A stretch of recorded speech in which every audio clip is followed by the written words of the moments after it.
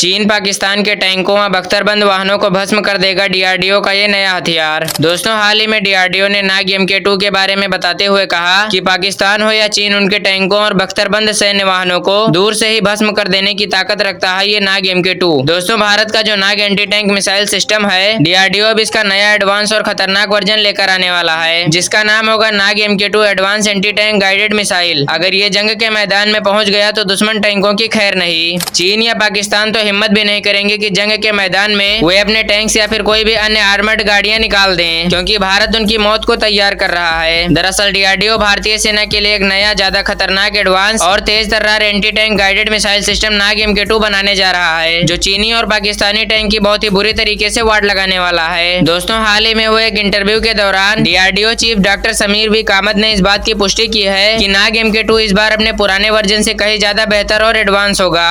ये हल्का व हर मौसम में काम करने वाला फायर एंड फारगेट तकनीक से लैस होगा। इसमें मिसाइल लॉन्च करने के बाद लॉक ऑन का ऑप्शन मिल जाएगा, मतलब एम लॉक हो जाएगा, यानी कि एक बार टारगेट मिसाइल के निशाने पर आ गया तो कहीं भी भाग जाए बच नहीं पाएगा। और इस बात से चीन व पाकिस्तान की तो फटके 4 होना तय है यार। अब इन तकनीकों के लैस होने के बाद नाग MK2 के वार से बच पाना बेहद मुश्किल तो होगा ही, पर दुश्मन की दूर से ही ऐसी तैसी करने के लिए इसकी रेंज भी बढ़ाई जा रही है और साथ ही साथ इसके परफॉर्मेंस को भी बढ़ाया जाएगा। इस बार इस anti tank guided missile warfare system में हेलिना मिसाइल प्रोग्राम को भी शामिल किया जाएगा। हेलिना भी तीसरी पीढ़ी का एक एंटी टैंक गाइडेड मिसाइल है। साथ ही इस नाग MK2 में जेट वेन कंट्रोल सिस्टम भी होगा, जिससे इसकी मैन्युवेरेबिलिटी और सटीकता भी बेहतर हो जाएगी। बताया जा रहा है कि जल्द ही वायरफेयर सिस्टम की टेस्टिंग शुरू हो जाएगी। तो आइए अब ये भी जान लेते हैं कि इसके पुराने वर्जन की खासियत क्या थी। दोस्तों, इसके पुराने वर्जन का पूरा नाम नाग मिसाइल कैरियर नमिका था और इसका इस्तेमाल सेना और वायुसेना दोनों ही करती थी। इसके एक ही मिसाइल का वजन 43 किलोग्राम होता था और लंबाई की बात करें तो वह 6.1 फीट होती थी।